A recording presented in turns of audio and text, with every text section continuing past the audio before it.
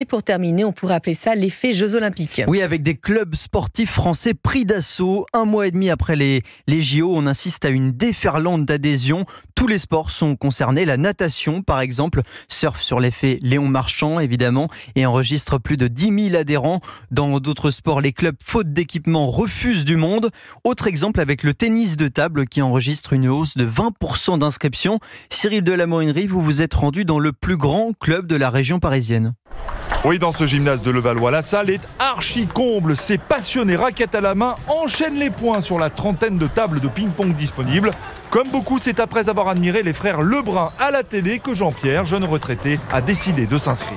L'effet Lebrun. J'ai suivi les JO comme un fou, le ping en particulier. Et vous êtes heureux? Ah oui, c'est parce que j'ai l'impression de rajeunir. Et pour faire face à cet afflux de nouveaux licenciés, près d'une centaine sur les 600 adhérents que compte le club, il a fallu s'organiser, explique le directeur sportif Lénaïque Loyan. On fait des doubles, on fait des exercices à 3, on serre un petit peu les tables, mais pour nous c'est super.